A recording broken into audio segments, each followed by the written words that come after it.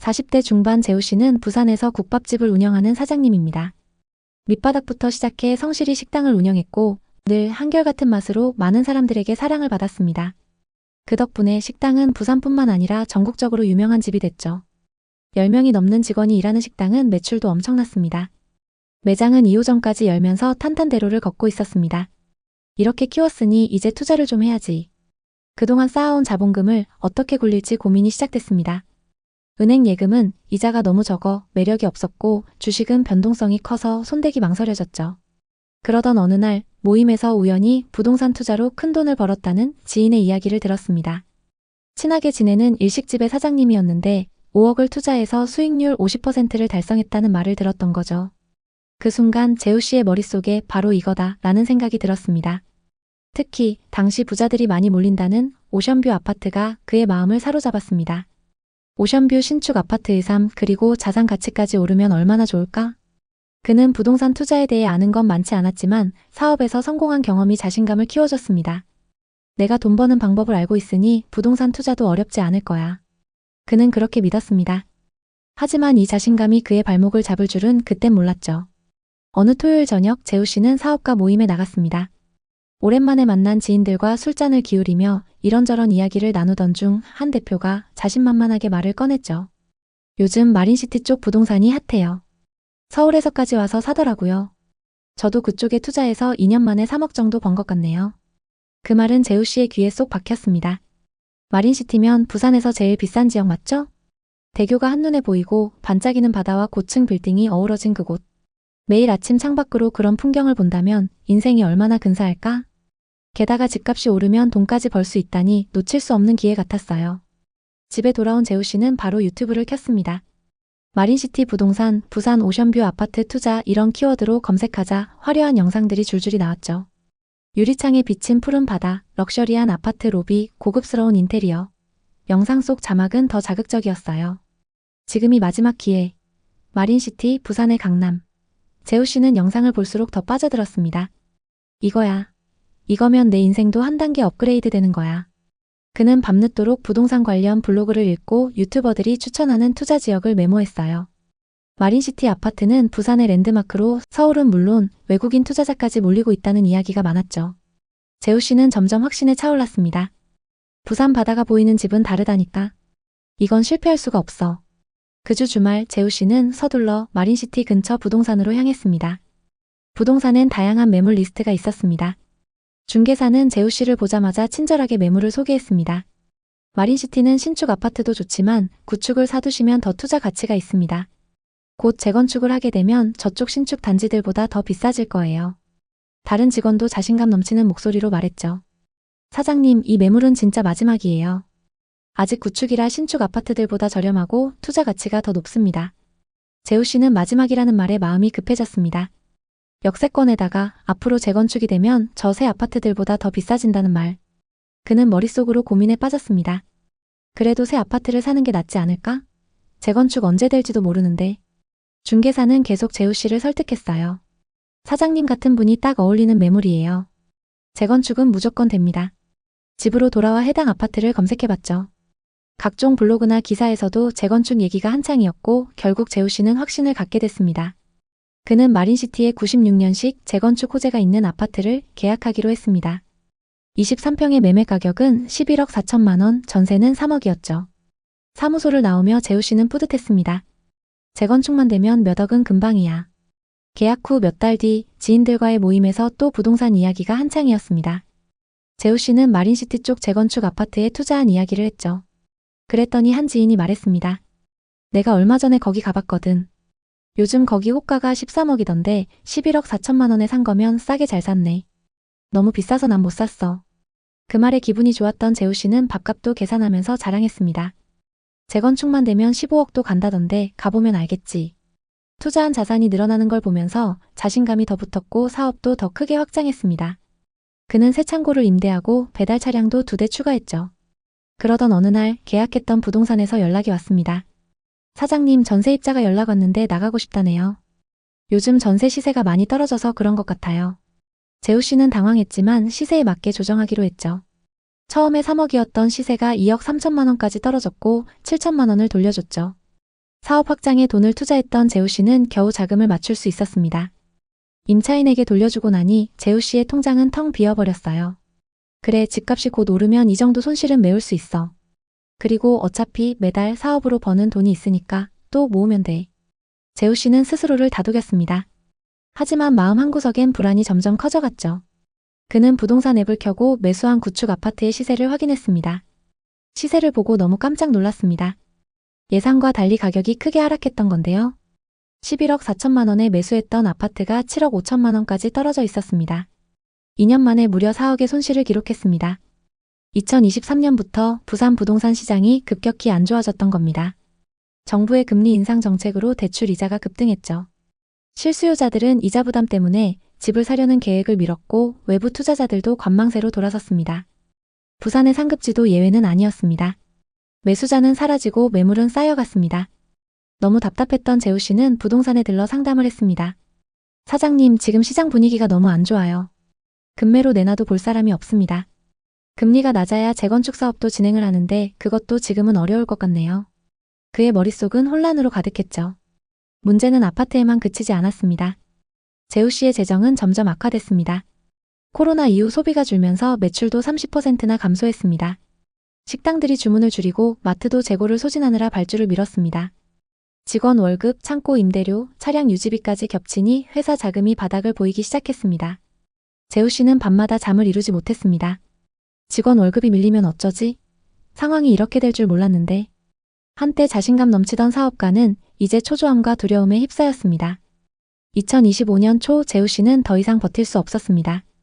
우선 늘렸던 사업을 줄이고 재정비해야겠어. 결국 확장했던 창고와 차량을 줄였습니다. 손실이 만만치 않았지만 아파트를 파는 것보다는 유리했기 때문에 어쩔 수 없었습니다. 재우 씨는 통장 잔고를 보며 한숨을 내쉬었습니다. 무리해서 부동산 투자하고 사업을 확장하는 게 아니었는데 우선 재우 씨는 회사를 다시 일으키는 데 집중했습니다. 새벽 어시장에서 생선을 고르고 오후엔 회계장부를 꼼꼼히 살폈습니다. 밤에는 협력업체를 직접 발굴하며 회사 안정화에 힘썼습니다. 최근 동일 조건의 매물들이 7억 후반, 8억 초반에 나오고 있습니다. 아직도 손실이 3억 이상으로 크지만 마음을 다잡고 사업에 몰두하고 있습니다. 다시 벌면 돼. 앞으로 절대 무리하지 않아. 재우 씨의 사례는 갭 투자와 재건축 투자의 위험성을 동시에 보여주는 대표적인 사례입니다. 이 사례 말고도 부산광역시에는 많은 투자 실패 사례가 있습니다. 부산에 대체 무슨 일이 일어나고 있는 걸까요? 전반적인 분위기와 또 다른 하락 사례들을 하나씩 살펴보겠습니다. 2025년 부산 부동산 시장은 신축 아파트 미분양과 구축 아파트 가격 하락이 겹쳐 좀처럼 상승 전환이 안 되고 있습니다. 특히 마린시티와 해운대 같은 고급 주거지의 프리미엄 아파트마저 큰 폭으로 하락하고 있습니다. 부산에서 가장 좋다고 평가받는 LCT와 두산 이브더 제니스는 최근 1, 2년 사이 최대 5억 이상 하락했습니다. 예를 들어 LCT의 경우 고점 대비 40% 가까이 가격이 떨어지며 매물이 쌓이고 있습니다. 이는 부산 부동산 시장의 수요와 투자 심리 위축을 보여줍니다. 2025년 6월 기준 부산의 미분양 아파트는 4,565가구로 전월 대비 증가했습니다. 특히 완공 후 미분양은 2,261가구로 2달 연속 2,000가구를 넘었습니다. 예를 들어 강서구 에코 델타시티의 아테라는 분양가 상한제에도 불구하고 0.36대 1의 저조한 청약 경쟁률을 기록했습니다. 부산의 아파트 착공 물량은 10년 만에 최저 수준으로 떨어졌습니다. 하지만 현재 수요가 더 부족해서 가격 하락 압력이 더 강하게 작용하고 있습니다. 이처럼 인구 감소, 수요 위축, 미분양 증가로 인해 부산 아파트 시장은 하락세를 이어가고 있습니다. 부산은 2021년과 2022년 초부터 상승세를 타며 많은 사람들의 관심을 끌었습니다. 부산의 부동산 시장은 최근 몇 년간 많은 변화를 겪어왔습니다. 이 변화는 단순히 가격 변동을 넘어서 부산 지역 경제와 주거 환경에 대한 깊은 영향을 미쳤습니다. 특히 최근 몇 달간 부동산 거래가 급격히 둔화되면서 많은 사람들의 우려가 커지고 있습니다. 계속해서 상승 거래됐던 신축 오션뷰 아파트들이 하락세를 보이고 있으며 경매에서의 낙찰가율도 낮은 수준을 유지하고 있습니다. 재건축이 예정된 아파트들의 분담금이 높아지고 있어 투자자들에게 부담을 주고 있습니다. 또한 부산은 일자리 부족과 청년층의 유출 등 경제적 문제로 인해 부동산 시장이 더욱 침체될 가능성이 큽니다. 부산의 매물은 많지만 거래가 이루어지지 않는 상황은 부동산 시장이 쉽게 회복되지 않을 거라는 걸 말해주고 있습니다. 부산 부동산은 여전히 투자 가치가 있지만 부동산을 매수할 때는 신중한 접근이 필요합니다. 이제 부산의 부동산 시장, 특히 비싸게 거래된 지역들의 현재 상황에 대해 자세히 살펴보겠습니다. 먼저 16억까지 거래됐던 수영구 광안동의 아파트를 보겠습니다. 쌍용 예가 디오션입니다. 2014년식 928세대 준신축 단지로 일대에서 주목받고 있습니다. 분양 당시 평당 950만원에서 1000만원 선에 분양했는데요. 역세권의 광안해변 접근성 그리고 광안대교 조망으로 엄청난 상승세를 보였습니다. 생활 인프라가 좋기 때문에 전세와 월세 거래량도 높습니다. 84타입이 2019년 12월 평균 8억 2,500만원이었고 21년 16억에 거래됐습니다. 상승장일 때 1년 반 만에 8억가량 상승 거래됐습니다.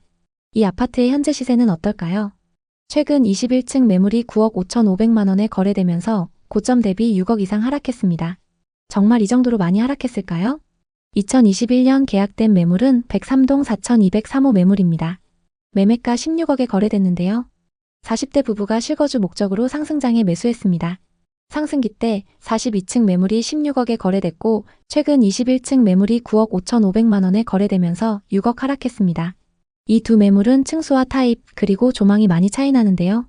최고가에 거래됐던 매물은 초고층의 광안대교 조망으로 이 아파트의 로얄 매물입니다. 동일 조건의 현재 시세를 보면 103동 39층 매물이 12억, 고층 매물은 12억 4천만원에 나와 있습니다. 같은 동의 광안대교 조망 그리고 고층 매물인데도 고점 대비 4억 하락해 있는 상황입니다. 다음은 최고가 16억까지 거래됐던 동래구의 아파트를 보겠습니다. 동래구 온천동에 위치한 동래 럭키입니다. 이 아파트는 1983년식 1536세대의 재건축 단지입니다. 1호선 4호선 동래역 역세권에 롯데백화점과 마트가 가깝습니다. 대지 지분이 크기 때문에 상승장에서 많이 주목받았습니다. 부산의 많은 재건축 단지 중에서도 해안가 대장은 삼익비치, 내륙 대장은 동래 럭키라고 불리고 있습니다. 132타입이 2019년 12월 평균 8억 3천만원이었고 20년 10월 최고가 16억에 거래됐습니다. 짧은 기간 동안 8억가량 상승했습니다. 이 아파트의 현재 시세는 어떨까요? 최근 7층 매물이 10억 5천만원에 거래되면서 고점 대비 5억 5천만원 하락했는데요. 공사비 이슈로 재건축 사업 분위기가 좋지 않기 때문에 하락세가 계속되고 있습니다. 2020년 거래된 매물은 20동 1107호입니다. 매매가 16억에 거래됐는데요. 연제구에 거주하는 40대 투자자가 상승장에 매수했습니다. 최고가에 거래됐던 매물은 20동 11층 매물이고 최근 하락 거래된 매물은 7층 매물입니다. 최고가 대비 34% 하락했는데요. 동일한 조건의 매물들이 얼마에 나오고 있는지 살펴보겠습니다. 동래 럭키 6동 6층 매물이 11억에 나와 있고 20동 12층 매물도 11억에 나와 있습니다. 매물을 12개 부동산에 내놨는데도 거래가 잘 안 되고 있는 상황입니다. 이 다음으로 여러분이 확인하셔야 되는 건 이 지역의 분양 아파트 시세입니다. 그럼 이제 부산의 분양 아파트 분위기를 살펴보겠습니다. 현재 부산에는 거래가 가능한 분양권 매물들이 많이 쌓여 있습니다. 현재 분양권 시세는 어떤지 살펴보겠습니다. 청약 당시 입지 대비 고분양가라는 평가로 미달을 기록했던 아파트를 보겠습니다. 84타입 평균 분양가 5억 9천만원대로 분양을 했는데요. 현재 분양권 시세는 어떨까요? 부산 남구 우암동에 위치한 두산 위브더 제니스 오션시티입니다. 3,000세대가 넘는 대단지이고 26년 입주를 앞두고 있습니다. 인근의 다른 신축 아파트들도 많이 들어설 예정인데요. 일부 매물에 마이너스 프리미엄이 붙어서 나와 있습니다. 115동 4층 매물은 분양가 5억 900만원에서 1000만원이 떨어져서 분양가보다 싸게 나와 있습니다. 다음은 청약 당시 엄청난 경쟁을 보였던 곳입니다. 최고 경쟁률이 47대 1을 넘었는데요. 백양산 부암 서이스타일스입니다. 25년 2월 8일부터 9일까지 사전 점검을 진행했고 곧 입주를 앞두고 있습니다. 입주가 다가오면서 마이너스 프리미엄이 붙은 매물이 많이 나오고 있는데요. 101동 3층 매물은 분양가 4억 7,600만원에서 마피 3,400만원이 붙어서 분양가보다 싸게 나와 있습니다. 미분양 현황은 어떤지 살펴보겠습니다. 부산에는 24년 초부터 미분양 매물이 쌓이기 시작했습니다. 조금씩 소진되고는 있지만 아직 5천여 세대의 미분양 매물이 누적되어 있습니다. 누적된 미분양 아파트를 검색해보면 기장과 강서구, 동래구, 그리고 금정구에 입주하는 단지들의 미분양 매물이 쌓인 걸 볼 수 있습니다. 미분양 매물이 많이 쌓여 있다는 건 지역 전체에 안 좋은 소식인데요. 그럼 공급은 어떨까요? 부산에는 2020년부터 4년간 많은 신축 아파트가 공급됐습니다. 미분양 매물이 증가했던 이유도 이것 때문인데요. 다만 24년부터 향후 몇 년 동안 계속 신축 공급이 적습니다. 신축 공급이 적기 때문에 지금 쌓여있는 미분양 매물은 입지가 괜찮은 곳들부터 순차적으로 소진될 걸로 보입니다. 전세와 매매 가격 지수는 하락세가 계속되고 있는데요. 매매 지수는 하락장 이후에도 하락세가 계속되고 있고 전세 지수도 좀처럼 상승 전환이 안 되고 있습니다. 부산 부동산에 대해선 서로 상반된 전망이 있습니다. 해운대는 서울 강남처럼 한정된 입지이니 꾸준히 오른다는 전망도 있고 인구가 줄어들고 경제가 죽어가는 와중에 무슨 수로 오르겠나라는 전망도 있습니다. 어느 쪽이든 미래를 100% 맞출 순 없지만 공통된 사실은 미분양이 많다는 것, 그리고 최근 몇 년 새 최고점 대비 30% 이상 하락했다는 점입니다. 분명 저점보다 소폭 반등하는 구간이 올 수도 있지만 그 폭이 예전처럼 높지 않을 가능성이 큽니다. 여러 전문가들이 얘기하듯 금리나 경기 그리고 부산시의 인구, 정책 방향을 종합적으로 봐야 합니다. 부산이든 다른 도시든 자신이 감당할 수 없는 대출로 뛰어들었다가는 후회할 가능성이 큽니다. 일단 지금 같은 시기에 적금을 하며 자금을 모으고 시장 흐름을 공부해보는 것이 훨씬 안전합니다.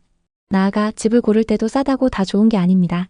남들이 좋아하고 쉽게 사고팔 수 있는 지역과 단지를 노려야 황금성과 가치가 높습니다. 부산에 관심 있는 분들에게 도움이 됐으면 좋겠네요. 오늘도 영상 봐주셔서 감사합니다. 항상 여러분의 성공적인 투자를 응원하겠습니다. 오늘 영상이 도움되셨다면 구독, 좋아요 부탁드립니다. 감사합니다. 지난 상승장 평택의 부동산 시장은 폭등 그 자체였습니다. 3억대에 분양했던 아파트가 3배 넘게 올라 9억을 넘겼던 경우도 있습니다. 그때 결혼 5년 차인 승호 씨네 부부는 부동산 공부에 한창이었습니다. 사실 그 전까지 부동산의 부자도 모르던 두 사람은 당시 부동산이 급격히 오르는 걸 보고 뒤처지지 않기 위해 공부를 시작했습니다. 그렇게 시간 날 때마다 유튜브와 블로그 각종 서적을 뒤지며 부동산 투자 공부를 하고 있었습니다. 그러던 어느 날 한 영상을 보게 됐는데요. 이 지역에 투자하면 무조건 돈 벌 수 있습니다. 각종 호재가 눈에 들어왔고 부동산 전문가는 말했습니다. 지금이 부동산 투자의 마지막 기회. 고덕 신도시와 지제역 그리고 브레인시티. 평택에서 기회를 노려보세요. 하나같이 부동산 투자 심리를 자극하는 문장들이었습니다. 그 당시 대학 동기와 회사 동료들도 다들 부동산 이야기를 하며 자랑하기 바빴습니다. 아내 유연님과 대학 친구인 미니님은 신혼 때 무리해서 샀던 서울 아파트가 벌써 2억이나 올랐다며 부동산 시세 그래프를 보여줬습니다. 앞으로 서울 집값은 계속 오를 것 같다라는 미니님의 말에 유연님은 마음속에 불안감이 커졌습니다. 우리는 지금 전세 살고 있는데 계속 이렇게 살아도 되는 건가? 당시 부부는 저렴한 구축 아파트의 전셋집에서 월급을 저축하며 투자 기회를 노리고 있었습니다. 매번 떨어지는 신혼부부 전용 청약에 지쳐 있었죠. 하지만 서울 수도권의 아파트 가격은 이미 그들이 모아놓은 돈으로는 꿈도 꾸기 어려운 수준이었죠. 이대로라면 평생 집 한 채 못 사겠구나 라는 불안이 부부의 마음을 짓눌렀습니다. 하지만 2%대 저금리 주택담보대출을 활용하면 부동산 투자가 불가능한 꿈만은 아니었습니다. 지인들의 성공담과 커뮤니티의 상승론에 휩싸인 부부는 점점 더 크게 투자에 대한 욕심이 생겼습니다. 밤낮을 가리지 않고 부동산 관련 자료를 검색했죠. 수도권 구축 급매, 부동산 투자 방법, 소액 투자. 머릿속은 온통 부동산으로 가득했습니다. 그러던 중 유튜버의 말 한마디가 부부의 투자 심리를 자극했습니다. 지금 갭 투자로 시드머니를 늘리고 갈아타기를 하면서 점점 서울 쪽으로 이동하세요. 어느 토요일 저녁 부부 동반 모임에 나갔습니다. 오랜만에 만난 지인들과 술잔을 기울이며 이런저런 이야기를 나누던 중 한 부부가 자신만만하게 말을 꺼냈죠. 요즘 오산이랑 평택 쪽 부동산이 핫해요. 서울에서까지 와서 사더라고요. 저희도 그쪽에 투자해서 2년 만에 3억 정도 번 것 같네요. 그 말은 이들의 귀에 쏙 박혔습니다. 갭 투자하면 투자 금액도 별로 안 들어가요. 어차피 전세 가격도 계속 올라서 걱정할 것도 없어요. 전세 끼고 사뒀다가 집값이 오르면 팔고 더 좋은 집을 살 수 있다니. 이건 기회 같았죠. 그들은 결심했습니다. 그래, 갭 투자라면 우리도 할 수 있어. 부부는 수도권 근교, 특히 경기 남부, 동탄이나 평택, 오산 위주로 매물을 살펴봤습니다. 서울에서 그렇게 멀지 않고 잘 아는 지역들이었죠. 그들은 주말마다 부동산 중개업소와 분양 홍보관을 돌며 정보를 모았습니다. 그러던 중 한 부동산 사장이 자신감 넘치는 목소리로 말했습니다. 평택은 앞으로 경기도를 대표하는 도시가 됩니다. 지금 전세 끼고 사면 소액으로도 아파트 한 채 살 수 있어요. 2년 뒤엔 최소 2억은 오릅니다. 평택은 앞으로 동탄처럼 오릅니다. 곧 신도시가 완성되고 삼성이 확장하면 더 뜰 거예요. 다른 직원도 자신감 넘치는 목소리로 말했죠. 사장님, 이 매물은 진짜 마지막이에요. 아직도 저렴한 거예요.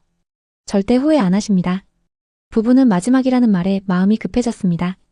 소액으로 살 수 있고 앞으로 2년 안에 크게 오른다는 말. 그들은 머릿속으로 고민에 빠졌습니다. 혹시라도 문제될 게 있나? 부동산에서는 계속 그들을 설득했어요. 두 분에게 딱 어울리는 매물이에요. 이 금액으론 이제 못 사요. 집으로 돌아와 해당 아파트를 검색해봤죠. 각종 블로그나 기사에서도 오른다는 얘기가 한창이었습니다. 결국 부부는 확신을 갖게 됐습니다. 평택의 신축 아파트는 매매가가 4억 3천만 원, 전세는 2억 9천만 원이었습니다. 갭은 1억 4천만 원이었죠.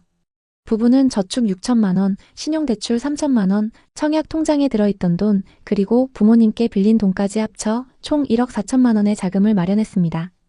이를 기반으로 평택의 아파트를 갭투자로 계약했습니다. 1억 4천만 원으로 4억이 넘는 집을 샀다는 게 뿌듯했습니다. 계약서를 쓰는 순간 부부는 우리도 드디어 부동산 투자자가 됐다는 생각에 가슴이 벅찼습니다. 2022년은 부부에게 뭐든 되는 해였습니다. 그 시기 평택 부동산 시장은 가장 핫했고 그들이 투자한 아파트는 가격이 치솟았습니다. 계약한 지 2달 만에 4억 5천만 원의 매매 거래가 진행됐죠. 한 달에 1천만 원씩 번 기분이 들어서 너무 행복했습니다. 이 소식을 들은 부모님들도 기뻐하셨죠. 부부는 매일 부동산 앱에서 시세를 캡처하며 행복했습니다. 호가는 어느새 5억을 넘었고 탑층 매물은 7억까지도 올라왔습니다. 그들은 부부 동반 모임에서 이렇게 자랑하곤 했습니다. 이제 앞으로 평택 아파트는 계속 오를 거야. 너희들도 얼른 투자해. 친구들은 부러워했고 부부는 확신에 차 있었습니다. 다음 계획을 세우며 행복했습니다. 우리 이 아파트를 비싸게 팔아서 시세 차익을 만들고 동탄의 20평대 아파트로 갈아타자. 마치 부동산 고수가 된 것 같은 느낌이었고 블로그도 개설해 부동산 투자 스토리를 작성하기도 했습니다. 그뿐만 아니라 상승장은 부부의 소비 패턴도 완전히 바꿨습니다. 집값이 오르면서 마치 부자가 된 듯한 착각에 빠졌죠. 집으로 매달 1천만 원씩 버는데 이 정도쯤이야 라는 생각으로 쇼핑도 자주 하고 거의 매일 외식을 했죠. 아직 시세 차익을 본 것도 아니었는데 올라가는 숫자만 보고 부부는 이미 돈을 번 것처럼 행동했던 거죠. 매달 늘어가는 카드값을 볼 때마다 조금씩 불안했지만 어차피 집값이 오르면 다 해결될 거기 때문에 큰 문제 없을 거라 생각했습니다. 주말마다 스크린 골프와 명품 쇼핑을 즐기며 성공한 투자자라고 느꼈습니다. 하지만 이 모든 소비는 그들의 재정 상황을 점점 더 악화시키고 있었습니다. 불과 몇 달 만에 금리 인상으로 전세와 매매 금액이 동반 하락하기 시작했습니다. 전세 대신 월세가 늘어났고 그에 따라 부부가 계약한 아파트의 전세 시세도 급락했습니다. 전세입자가 전세금 5천만 원을 낮춰달라고 요구했죠. 마이너스 통장 대출에 고금리 대출로 5천만 원을 겨우 구해 전세 재계약을 진행했습니다. 더 나쁜 소식은 4억 3천만 원에 계약했던 아파트의 시세가 2억 9천만 원까지 하락했다는 겁니다. 이자 폭탄을 맞으면서 순식간에 1억 5천만 원을 날려버린 셈이었죠. 2025년 5월 동일 타입의 거래 금액은 2억 8천만 원이었습니다. 부부는 아직도 1억 5천만 원 손해 중입니다. 결국 갭투자로 시세 차익을 보려던 계획은 완전히 틀어졌고 언제 본전까지 회복할지도 알 수 없는 상황입니다. 평택과 인접해 있는 오산의 상황도 비슷합니다. 역 주변 단지들도 하락세를 면치 못하고 있는데요. 먼저 평택과 오산에서 상승률이 가장 높았던 아파트들의 시세 변화를 구체적으로 살펴보겠습니다.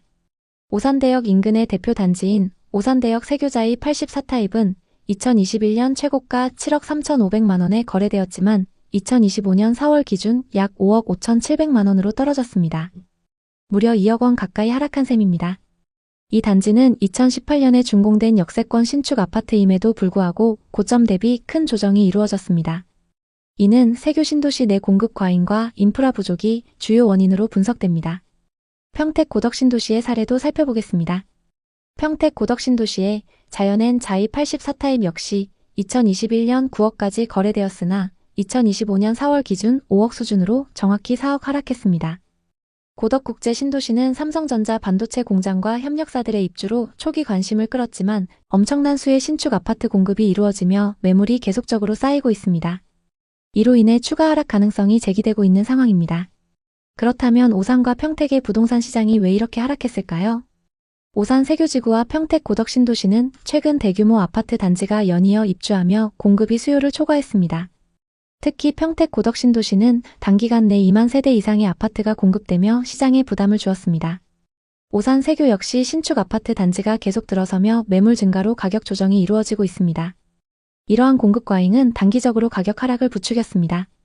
오산 세교는 상업시설과 생활 인프라가 부족한 점도 큰 단점으로 꼽힙니다. 대형 병원, 대형 마트, 문화시설 등이 부족해 주민들이 오산 원도심이나 인근의 수원, 용인, 화성으로 이동해야 하는 불편함이 있습니다. 예를 들어 세교지구 주민들은 대형 병원을 가기 위해 차로 3-40분 거리를 이동해야 합니다. 평택 고덕 신도시도 비슷한 문제를 안고 있습니다. 고덕 중심부는 상업시설과 병원이 점차 확충되고 있지만 외곽 지역은 여전히 인프라가 미비합니다. 이는 주거 편의성을 떨어뜨리고 수요가 고덕 중심지로만 몰리는 양극화 현상을 낳고 있습니다. 또 오산과 평택은 수원, 광교, 용인, 화성, 동탄 등 인근 도시들과 치열한 경쟁을 벌이고 있습니다. 특히 광교와 동탄은 교통, 교육, 상업, 의료 등 인프라가 잘 구축되어 있어 젊은 층과 신혼부부들에게 인기가 많습니다. 반면 오산과 평택은 상대적으로 인프라가 덜 발달해 경쟁력이 떨어지고 이로 인해 부동산 시장 회복이 더딘 상황입니다. 물론 좋은 점도 있습니다. 오산 세교지구는 깔끔한 신도시 환경과 가성비 좋은 아파트로 주목받고 있습니다. 현재 세교지구에는 자이, 힐스테이트, 레미안 등 브랜드 아파트가 다수 입주해 있으며 가격은 여전히 매력적입니다. 예를 들어 세교지구의 국민평형 아파트는 현재 4억에서 5억대의 매물로 나오고 있습니다. 이는 인근 수원이나 용인, 동탄에 비해 훨씬 합리적인 가격입니다. 그리고 세교지구의 상가 공실률은 놀라울 정도로 낮습니다. 이는 임대료가 상대적으로 저렴하고 주민들이 지역 내에서 소비하며 활발히 생활하고 있다는 증거입니다. 오히려 광교나 동탄의 상권은 활성화에 어려움을 겪고 있어 세교의 상권이 상대적으로 안정적임을 알 수 있습니다. 한 30대 신혼부부는 초등학교와 유치원이 도보거리에 있어 아이 키우기에 정말 좋아요. 동네가 조용하고 공기도 맑아서 만족스럽습니다. 라고 전했습니다. 하지만 의료와 상업시설 부족은 공통된 불만이었습니다. 50대 주민부는 무릎 통증 때문에 물리치료를 받으려면 시내까지 40분씩 걸려요. 대형 병원이 없어서 아쉬워요. 라고 토로했습니다. 다만 희망적인 소식도 있습니다. 오산시는 세교지구 내 대형 메디컬 센터와 복합상업시설을 2026년까지 완공할 계획을 발표했습니다. 또 다른 주민은 곧 병원이 들어온다고 들었어요. 상가가 더 활성화되면 좋을 것 같아요. 라며 기대감을 드러냈습니다. 세교지구의 한 부동산 사무소에서 만난 김모 공인중개사는 세교는 오산의 강남이에요. 오산천이 흐르고 동탄과 용인으로의 교통 접근성이 좋아 젊은 층이 많이 찾죠. 라고 말했습니다. 현재 아파트 거래는 다소 주춤하지만 4억 5억 원대의 적정 가격 매물은 빠르게 소진되고 있다고 했는데요. 그분은 집값이 급등하지 않고 물가 상승분 정도만 반영돼 실수요자들에게 좋은 기회예요. 장기적으로 인프라가 개선되면 가치가 더 오를 겁니다. 라며 상승을 전망했습니다. 평택은 오산과 달리 글로벌 기업들이 몰려드는 산업 중심지입니다. 고덕 신도시를 중심으로 삼성전자 반도체 공장과 협력사들의 입주가 이어지며 일자리 창출이 꾸준합니다. 고덕 신도시 내 30평대 아파트는 현재 4-5억대에 거래되며 오산 세교와 비슷한 가성비를 자랑합니다. 하지만 외곽 지역은 교통과 인프라 부족으로 수요가 고덕 중심지로 몰리는 양극화 현상이 두드러집니다. 사실 고덕 신도시 외곽 지역은 상업시설과 병원이 부족해 많은 주민들이 불편을 호소하고 있습니다. 예를 들어 고덕 외곽의 한 주민은 마트나 병원을 가려면 차로 2-30분을 이동해야 해요. 중심지로 가야 모든 걸 해결할 수 있어 불편하죠. 라고 말했습니다. 하지만 평택시는 고덕 신도시 내 상업지구 개발을 가속화하고 있으며 2027년까지 대형 쇼핑몰과 병원 유치를 계획 중입니다. 이는 지역의 생활 편의성을 높이고 부동산 시장 회복의 키가 될 것입니다. 평택의 가장 큰 강점은 반도체 산업의 성장입니다. 최근 좀 주춤하고 있지만 삼성전자는 고덕 신도시에 대규모 투자를 이어가고 있으며 2030년까지 추가 공장 증설을 계획하고 있습니다. 이는 고용 창출과 인구 유입으로 이어져 부동산 시장에 긍정적인 영향을 줄 가능성이 큽니다. 한 부동산 전문가는 고덕 신도시는 반도체 산업의 중심지로 장기적으로 안정적인 수요가 예상됩니다. 인프라만 보완된다면 가격 반등 가능성이 높아요. 이렇게 전망했습니다. 오산 세교와 평택은 입지와 성장 가능성, 호재 등 여러 측면에서 각자 다른 메리트를 갖고 있습니다. 오산 세교는 깔끔한 신도시 환경과 합리적인 가격으로 신혼부부와 젊은 층에게 사랑받고 있습니다. 평택은 반도체 산업의 성장으로 장기적인 투자 잠재력을 보유하고 있죠. 하지만 두 지역 모두 생활 인프라 부족이라는 공통된 과제를 안고 있습니다. 오산시는 세교지구 내 병원과 상업시설 확충을 통해 이 문제를 해결하려 하고 있으며 평택은 고덕 신도시의 상업지구 개발과 교통망 확충에 힘쓰고 있습니다. 예를 들어 오산시는 2026년까지 세교지구에 대형 메디컬 센터와 복합 쇼핑몰을 완공할 계획이며 평택시는 고덕 신도시와 평택 원도심을 연결하는 트램 도입을 검토 중입니다. 이러한 인프라 개선은 두 지역의 부동산 가치를 높이는 계기가 될 것입니다. 오산 세교와 평택은 가성비 좋은 부동산과 성장 가능성을 동시에 갖춘 지역입니다. 현재의 가격 하락은 공급 과잉과 인프라 부족에서 비롯되었지만 두 지역 모두 이를 해결하기 위한 적극적인 개발 계획을 추진 중입니다. 이럴 때일수록 개발 진행 상황과 부동산 지표를 계속적으로 체크하시는 게 좋습니다. 지금 오산과 평택 부동산에 관심 있는 분들께 드리는 조언은 신중함입니다. 과도한 대출로 무리하게 매수하는 것은 위험하며 입지가 좋은 지역과 호재 진행 상황을 철저히 분석해야 합니다. 지금은 시장을 관망하면서 자본과 실력을 늘려야 할 때입니다. 앞으로도 오산과 평택을 포함한 부동산 시장의 최신 현황을 빠르고 정확하게 전달하겠습니다. 오늘 영상이 도움이 되셨다면 구독과 좋아요 부탁드립니다. 여러분의 성공적인 부동산 투자를 항상 응원합니다. 감사합니다. 8억 8천만 원. 천안의 불당 호반 서밋 84타입 거래 금액입니다. 2021년에 최고가를 찍었죠. 7억 8,500만 원. 아산 탕정역 앞 지회시티 2단지 84타입 거래 금액입니다. 그때 천안 아산에는 호가가 10억을 넘는 곳들도 있었습니다. 2025년 현재 그 아파트들은 어떻게 됐을까요? 2021년 다현님은 삼성전자 동탄 사업장에 다니는 30대 중반 직장인이었습니다. 아침이면 가까운 거리로 출근하고 저녁이면 동탄의 카페와 음식점에서 보내는 시간은 다현님에게 소소한 행복이었습니다. 하지만 그녀의 마음 한구석에는 늘 불편함이 있었습니다. 대학 동기나 직장 동료들이 비싼 아파트를 소유하며 자산을 불려가는 모습을 볼 때마다 부러웠죠. 오피스텔에 혼자 사는 다현님은 생활은 편리했지만 집이 없다는 불안정함은 그녀를 늘 불편하게 했습니다. 나도 언젠가 내 집을 마련해야지. 하지만 당시 동탄의 집값은 이미 너무 많이 올라 있었습니다. 그래서 동탄의 내 집 마련은 다현님에겐 꿈 같은 얘기였죠. 남들이 투자해서 돈 벌었다는 얘기만 듣고 있었습니다. 그러던 어느 날 유튜브 영상을 보게 됐죠. 영상 속 부동산 전문가는 천안의 아파트를 추천했습니다. 단돈 5천만 원으로 아파트를 살 수 있어요. 갭투자의 성지 천안으로 오세요. 부동산 투자 공부를 하며 분양권과 갭투자에 어느 정도 지식이 쌓였던 다현님은 당시 비교적 가격이 저렴했던 천안과 아산 지역에 관심이 갔습니다. 마침 친한 친구 승희님이 천안 분양권에 투자해서 1억 이상 수익을 내고 있다는 소식을 들었습니다. 그래서 승희님께 연락해 천안의 부동산을 소개받았습니다. 바로 천안 불당동에 있는 부동산에 방문했죠. 고객님, 이거 지금 놓치면 분명 후회합니다. 현금 얼마 안 들어요. 내년이면 투자 금액 이상으로 법니다. 부동산 실장의 말에 다현님은 솔깃했습니다. 맞아, 지금 아니면 영원히 못 살지도 몰라. 지금까지 모아놓은 돈이면 충분해. 그녀는 고민 끝에 결심했습니다. 당시 천안 불당동의 신축 아파트는 25평이 매매가 5억 5천만 원, 전세가 4억 5천만 원이었어요. 다현님은 본인 돈 7천만 원과 신용대출 3천만 원을 합쳐 갭투자로 아파트를 샀습니다. 중개사가 갭 한 채 돌리면 월급보다 빨리 부자 된다고 했고 부동산 카페에서도 천안은 전세가율이 높아 안전하다는 이야기가 돌았죠. 게다가 주변에서 집값은 절대 안 떨어진다는 분위기가 형성됐어요. 다현님의 첫 투자 불당동 아파트 매수는 순조로웠습니다. 전세 세입자를 바로 구했고 큰 돈을 들이지 않고 아파트를 소유했다는 뿌듯함이 있었죠. 당시 천안 아산 지역은 삼성전자 등 대기업의 영향으로 전세 수요가 높았고 부동산 시장은 뜨거웠어요. 계약하고 3개월이 지난 시점 다현님이 투자했던 아파트가 5억 8,500만 원에 거래됐어요. 3개월 만에 3,500만 원이 올라버렸죠. 기분이 너무 좋았던 다현님은 남동생에게도 이 방법을 알려줬습니다. 민규야, 지금 모아놓은 돈으로 저축하지 말고 누나처럼 갭 투자해. 그럼 금방 돈 벌 수 있어. 내가 알려줄게. 주말에 동생과 함께 다시 천안의 부동산을 방문했고 급매물이라고 추천받은 매물을 바로 계약했습니다. 이렇게 두 남매는 투자 고수가 된 것 같은 기분으로 하루하루 들떠 있었습니다. 매일 올라가는 시세를 보며 너무 행복했죠. 비싸게 팔면 다음 투자할 곳은 동탄이라며 미리 계획도 세웠습니다. 하지만 어느 순간 상황이 바뀌기 시작했어요. 금리가 올라가면서 부동산 시장이 급격히 안 좋아졌습니다. 금리가 오르면 대출 이자가 늘어나고 이는 전세와 매매 수요 모두를 위축시키죠. 다현님이 계약한 지 2년이 지난 2023년 초 불당동 아파트의 전세입자가 전세금을 1억 내려달라고 요구했습니다. 아니면 다른 집으로 이사를 가겠다고 했죠. 해당 아파트 단지의 전세 시세가 그만큼 하락했던 겁니다. 같은 단지의 매매가는 이미 4억 초반까지 떨어졌고 다현님의 매입가보다 훨씬 낮았습니다. 결국 다현님은 전세 반환 대출과 마이너스 통장으로 돈을 마련해 전세입자를 붙잡았지만 갭이 2배 이상 커졌습니다.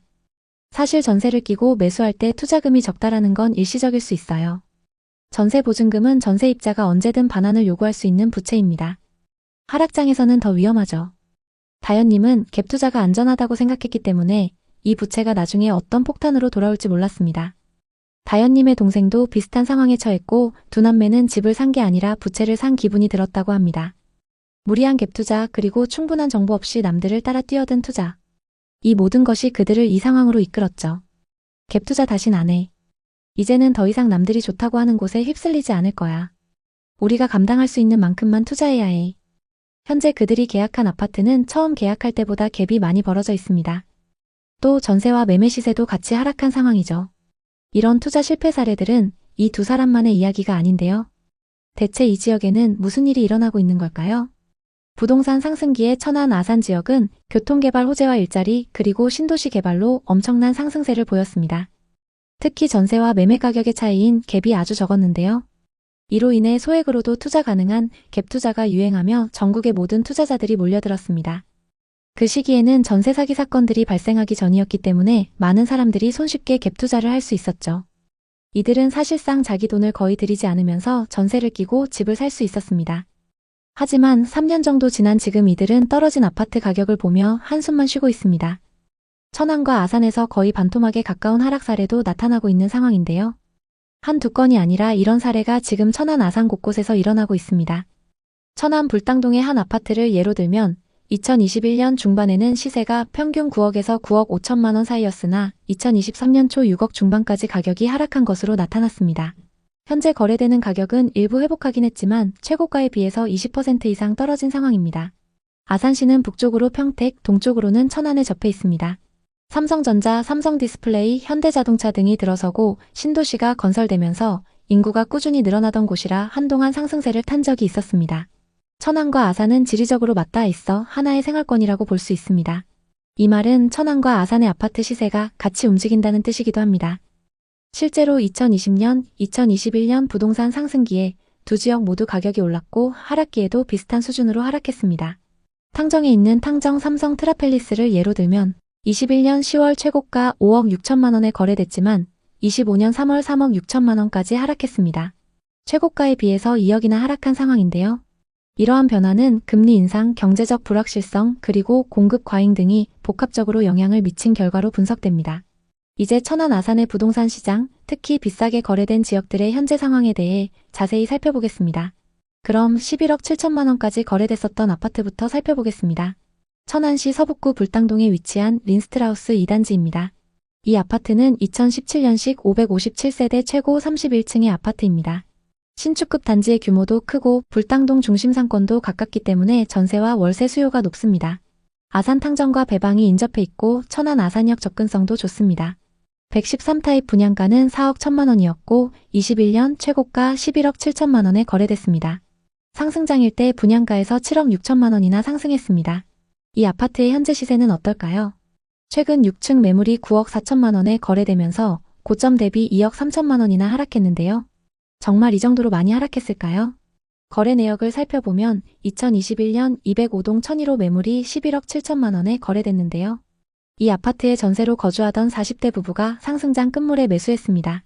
최고가에 거래됐던 매물하고 최근 9억 4천만 원에 거래된 매물은 각각 6층과 10층으로 층수가 조금 차이 납니다. 층수별 시세를 비교해 보겠습니다. 최고가에 거래됐던 매물은 10층 매물이고 최근 하락 거래된 매물은 6층 매물입니다. 중층 이상 매물로 얼마나 빠졌는지 확인해 보겠습니다. 최고가에 거래된 매물과 같은 동인 205동의 매물이 나와 있는데요. 26층 매물이 9억 5천만 원에 나와 있습니다. 최고가 대비 2억 2천만 원가량 저렴하게 나와 있습니다. 현재 전세 5억의 임차인이 거주 중이기 때문에 현금 4억 5천만 원으로 매수가 가능합니다. 다음은 천안 성성동에 위치한 아파트인 천안 레이크타운 3차 푸르지오입니다. 신축 대단지인 만큼 전세와 월세 수요가 높은데요. 2020년식 1067세대의 신축 대단지입니다. 입주 시기가 상승장과 맞물리면서 엄청난 상승을 기록했습니다. 성성 호수공원과 삼성사업장이 가깝고 이마트를 포함해서 중심 상권 이용도 편리합니다. 84타입 분양가는 3억 3천만 원이었고 22년 최고가 7억 6천8백만 원에 거래됐습니다. 상승장일 때 분양가에서 4억 4천만 원이나 상승했습니다. 이 아파트의 현재 시세는 어떨까요? 최근 9층 매물이 5억 6천6백만 원에 거래되면서 고점 대비 26%나 하락했는데요. 거래 내역을 살펴보면 2022년 305동 2201호 매물이 7억 6,800만 원에 거래됐습니다. 60대 투자자가 실거주 목적으로 상승장에 매수했습니다. 상승기 때 22층 매물이 7억 6,800만 원에 거래됐고 최근 9층 매물이 5억 6,600만 원에 거래되면서 2억 하락했습니다. 현재 84타입 301동 26층 매물이 5억 7천만 원에 나와 있습니다. 10개 부동산에 내놨는데요. 고층 매물 기준 고점 대비 아직 2억 정도 하락해 있는 상황입니다. 다음은 천안과 아산의 분양 아파트 분위기를 살펴보겠습니다. 현재 천안과 아산에는 거래 가능한 분양권 매물들이 많이 쌓여 있는데요.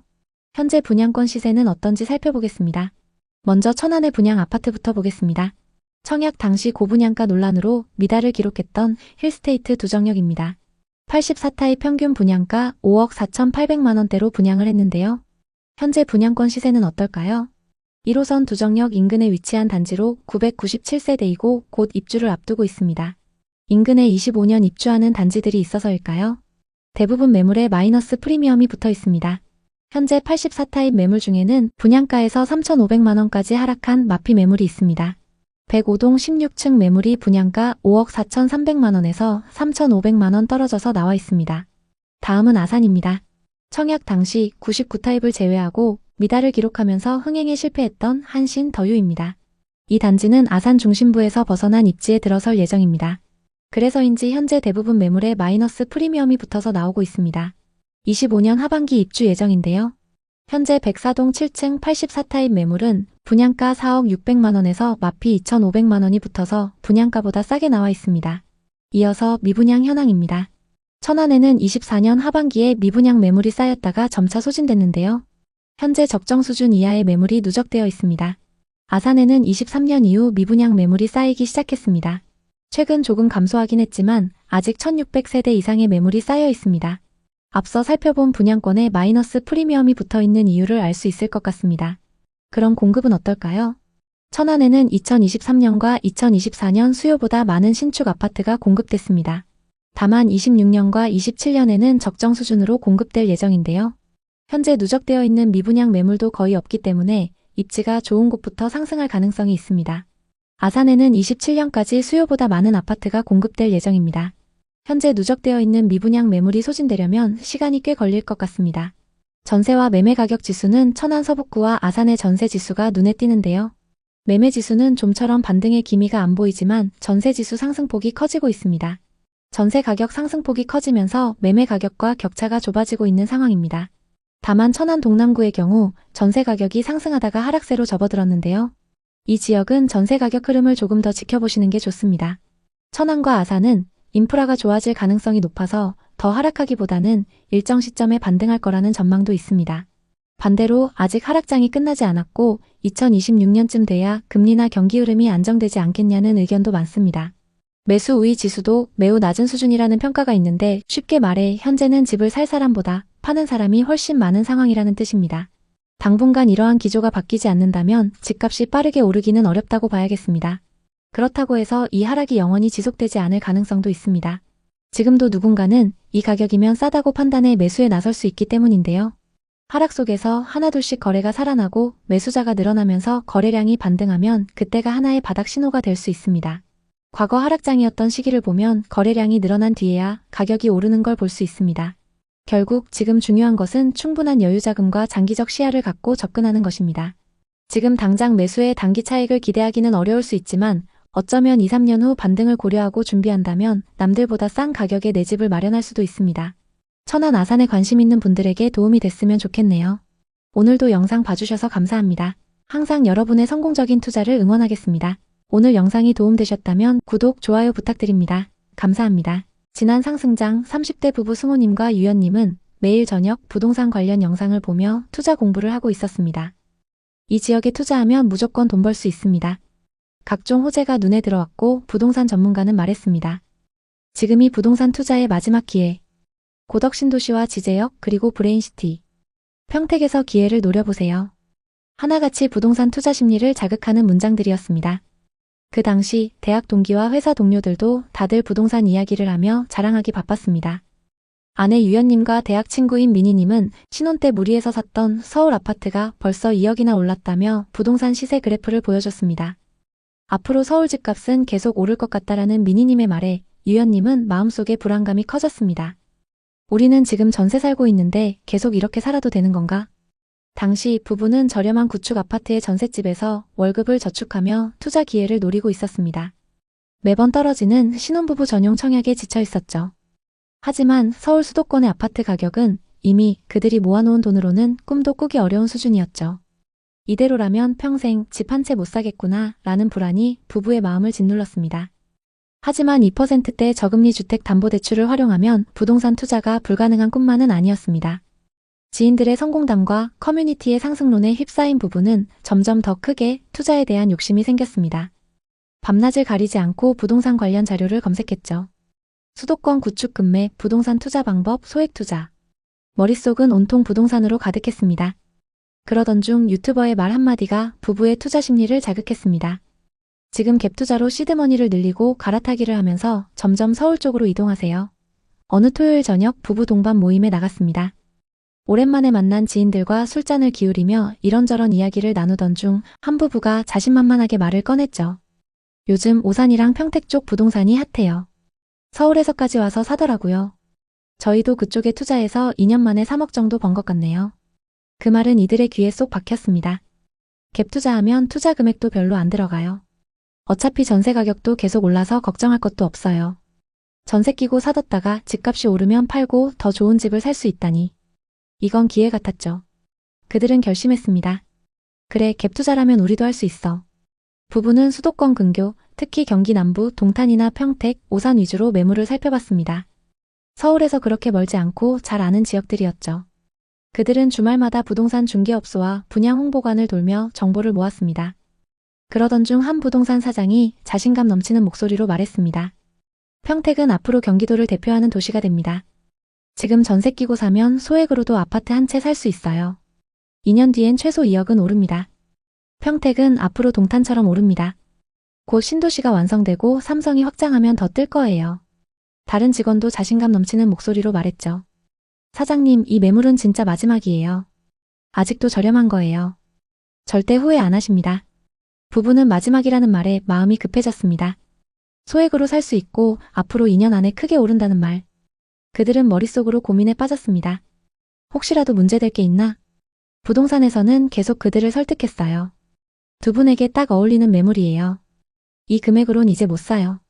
집으로 돌아와 해당 아파트를 검색해봤죠. 각종 블로그나 기사에서도 오른다는 얘기가 한창이었습니다. 결국 부부는 확신을 갖게 됐습니다. 평택의 신축 아파트는 매매가가 4억 3천만 원, 전세는 2억 9천만 원이었습니다. 갭은 1억 4천만 원이었죠. 부부는 저축 6천만 원, 신용대출 3천만 원, 청약 통장에 들어있던 돈, 그리고 부모님께 빌린 돈까지 합쳐 총 1억 4천만 원의 자금을 마련했습니다. 이를 기반으로 평택의 아파트를 갭투자로 계약했습니다. 1억 4천만 원으로 4억이 넘는 집을 샀다는 게 뿌듯했습니다. 계약서를 쓰는 순간 부부는 우리도 드디어 부동산 투자자가 됐다는 생각에 가슴이 벅찼습니다. 2022년은 부부에게 뭐든 되는 해였습니다. 그 시기 평택 부동산 시장은 가장 핫했고 그들이 투자한 아파트는 가격이 치솟았습니다. 계약한 지 2달 만에 4억 5천만 원의 매매 거래가 진행됐죠. 한 달에 1,000만 원씩 번 기분이 들어서 너무 행복했습니다. 이 소식을 들은 부모님들도 기뻐하셨죠. 부부는 매일 부동산 앱에서 시세를 캡처하며 행복했습니다. 호가는 어느새 5억을 넘었고 탑층 매물은 7억까지도 올라왔습니다. 그들은 부부 동반 모임에서 이렇게 자랑하곤 했습니다. 이제 앞으로 평택 아파트는 계속 오를 거야. 너희들도 얼른 투자해. 친구들은 부러워했고 부부는 확신에 차 있었습니다. 다음 계획을 세우며 행복했습니다. 우리 이 아파트를 비싸게 팔아서 시세 차익을 만들고 동탄의 20평대 아파트로 갈아타자. 마치 부동산 고수가 된 것 같은 느낌이었고 블로그도 개설해 부동산 투자 스토리를 작성하기도 했습니다. 그뿐만 아니라 상승장은 부부의 소비 패턴도 완전히 바꿨습니다. 집값이 오르면서 마치 부자가 된 듯한 착각에 빠졌죠. 집으로 매달 1,000만 원씩 버는데 이 정도쯤이야 라는 생각으로 쇼핑도 자주 하고 거의 매일 외식을 했죠. 아직 시세 차익을 본 것도 아니었는데 올라가는 숫자만 보고 부부는 이미 돈을 번 것처럼 행동했던 거죠. 매달 늘어가는 카드값을 볼 때마다 조금씩 불안했지만 어차피 집값이 오르면 다 해결될 거기 때문에 큰 문제 없을 거라 생각했습니다. 주말마다 스크린 골프와 명품 쇼핑을 즐기며 성공한 투자자라고 느꼈습니다. 하지만 이 모든 소비는 그들의 재정 상황을 점점 더 악화시키고 있었습니다. 불과 몇 달 만에 금리 인상으로 전세와 매매 금액이 동반 하락하기 시작했습니다. 전세 대신 월세가 늘어났고 그에 따라 부부가 계약한 아파트의 전세 시세도 급락했습니다. 전세입자가 전세금 5천만 원을 낮춰달라고 요구했죠. 마이너스 통장 대출에 고금리 대출로 5천만 원을 겨우 구해 전세 재계약을 진행했습니다. 더 나쁜 소식은 4억 3천만 원에 계약했던 아파트의 시세가 2억 9천만 원까지 하락했다는 겁니다. 이자 폭탄을 맞으면서 순식간에 1억 5천만 원을 날려버린 셈이었죠. 2025년 5월 동일 타입의 거래 금액은 2억 8천만 원이었습니다. 부부는 아직도 1억 5천만 원 손해 중입니다. 결국 갭투자로 시세 차익을 보려던 계획은 완전히 틀어졌고 언제 본전까지 회복할지도 알 수 없는 상황입니다. 평택과 인접해 있는 오산의 상황도 비슷합니다. 역 주변 단지들도 하락세를 면치 못하고 있는데요. 먼저 평택과 오산에서 상승률이 가장 높았던 아파트들의 시세 변화를 구체적으로 살펴보겠습니다. 오산대역 인근의 대표 단지인 오산대역 세교자이 84타입은 2021년 최고가 7억 3,500만 원에 거래되었지만 2025년 4월 기준 약 5억 5,700만 원으로 떨어졌습니다. 무려 2억 원 가까이 하락한 셈입니다. 이 단지는 2018년에 준공된 역세권 신축 아파트임에도 불구하고 고점 대비 큰 조정이 이루어졌습니다. 이는 세교 신도시 내 공급 과잉과 인프라 부족이 주요 원인으로 분석됩니다. 평택 고덕 신도시의 사례도 살펴보겠습니다. 평택 고덕 신도시의 자연엔 자이 84타입 역시 2021년 9억까지 거래되었으나 2025년 4월 기준 5억 수준으로 정확히 4억 하락했습니다. 고덕국제 신도시는 삼성전자 반도체 공장과 협력사들의 입주로 초기 관심을 끌었지만 엄청난 수의 신축 아파트 공급이 이루어지며 매물이 계속적으로 쌓이고 있습니다. 이로 인해 추가 하락 가능성이 제기되고 있는 상황입니다. 그렇다면 오산과 평택의 부동산 시장이 왜 이렇게 하락했을까요? 오산 세교지구와 평택 고덕 신도시는 최근 대규모 아파트 단지가 연이어 입주하며 공급이 수요를 초과했습니다. 특히 평택 고덕 신도시는 단기간 내 2만 세대 이상의 아파트가 공급되며 시장에 부담을 주었습니다. 오산 세교 역시 신축 아파트 단지가 계속 들어서며 매물 증가로 가격 조정이 이루어지고 있습니다. 이러한 공급 과잉은 단기적으로 가격 하락을 부추겼습니다. 오산 세교는 상업시설과 생활 인프라가 부족한 점도 큰 단점으로 꼽힙니다. 대형 병원, 대형 마트, 문화시설 등이 부족해 주민들이 오산 원도심이나 인근의 수원, 용인, 화성으로 이동해야 하는 불편함이 있습니다. 예를 들어 세교지구 주민들은 대형 병원을 가기 위해 차로 3, 40분 거리를 이동해야 합니다. 평택 고덕 신도시도 비슷한 문제를 안고 있습니다. 고덕 중심부는 상업시설과 병원이 점차 확충되고 있지만 외곽 지역은 여전히 인프라가 미비합니다. 이는 주거 편의성을 떨어뜨리고 수요가 고덕 중심지로만 몰리는 양극화 현상을 낳고 있습니다. 또 오산과 평택은 수원, 광교, 용인, 화성, 동탄 등 인근 도시들과 치열한 경쟁을 벌이고 있습니다. 특히 광교와 동탄은 교통, 교육, 상업, 의료 등 인프라가 잘 구축되어 있어 젊은 층과 신혼부부들에게 인기가 많습니다. 반면 오산과 평택은 상대적으로 인프라가 덜 발달해 경쟁력이 떨어지고 이로 인해 부동산 시장 회복이 더딘 상황입니다. 물론 좋은 점도 있습니다. 오산 세교지구는 깔끔한 신도시 환경과 가성비 좋은 아파트로 주목받고 있습니다. 현재 세교지구에는 자이, 힐스테이트, 레미안 등 브랜드 아파트가 다수 입주해 있으며 가격은 여전히 매력적입니다. 예를 들어 세교지구의 국민평형 아파트는 현재 4억에서 5억대의 매물로 나오고 있습니다. 이는 인근 수원이나 용인, 동탄에 비해 훨씬 합리적인 가격입니다. 그리고 세교지구의 상가 공실률은 놀라울 정도로 낮습니다. 이는 임대료가 상대적으로 저렴하고 주민들이 지역 내에서 소비하며 활발히 생활하고 있다는 증거입니다. 오히려 광교나 동탄의 상권은 활성화에 어려움을 겪고 있어 세교의 상권이 상대적으로 안정적임을 알 수 있습니다. 한 30대 신혼부부는 초등학교와 유치원이 도보거리에 있어 아이 키우기에 정말 좋아요. 동네가 조용하고 공기도 맑아서 만족스럽습니다. 라고 전했습니다. 하지만 의료와 상업시설 부족은 공통된 불만이었습니다. 50대 주민부는 무릎 통증 때문에 물리치료를 받으려면 시내까지 40분씩 걸려요. 대형 병원이 없어서 아쉬워요. 라고 토로했습니다. 다만 희망적인 소식도 있습니다. 오산시는 세교지구 내 대형 메디컬 센터와 복합상업시설을 2026년까지 완공할 계획을 발표했습니다. 또 다른 주민은 곧 병원이 들어온다고 들었어요. 상가가 더 활성화되면 좋을 것 같아요. 라며 기대감을 드러냈습니다. 세교지구의 한 부동산 사무소에서 만난 김모 공인중개사는 세교는 오산의 강남이에요. 오산천이 흐르고 동탄과 용인으로의 교통 접근성이 좋아 젊은 층이 많이 찾죠. 라고 말했습니다. 현재 아파트 거래는 다소 주춤하지만 4억 5억 원대의 적정 가격 매물은 빠르게 소진되고 있다고 했는데요. 그분은 집값이 급등하지 않고 물가 상승분 정도만 반영돼 실수요자들에게 좋은 기회예요. 장기적으로 인프라가 개선되면 가치가 더 오를 겁니다. 라며 상승을 전망했습니다. 평택은 오산과 달리 글로벌 기업들이 몰려드는 산업 중심지입니다. 고덕 신도시를 중심으로 삼성전자 반도체 공장과 협력사들의 입주가 이어지며 일자리 창출이 꾸준합니다. 고덕 신도시 내 30평대 아파트는 현재 4, 5억대에 거래되며 오산 세교와 비슷한 가성비를 자랑합니다. 하지만 외곽 지역은 교통과 인프라 부족으로 수요가 고덕 중심지로 몰리는 양극화 현상이 두드러집니다.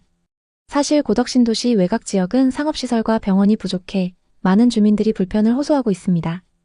예를 들어 고덕 외곽의 한 주민은 마트나 병원을 가려면 차로 2~30분을 이동해야 해요. 중심지로 가야 모든 걸 해결할 수 있어 불편하죠. 라고 말했습니다. 하지만 평택시는 고덕 신도시 내 상업지구 개발을 가속화하고 있으며 2027년까지 대형 쇼핑몰과 병원 유치를 계획 중입니다. 이는 지역의 생활 편의성을 높이고 부동산 시장 회복의 키가 될 것입니다. 평택의 가장 큰 강점은 반도체 산업의 성장입니다.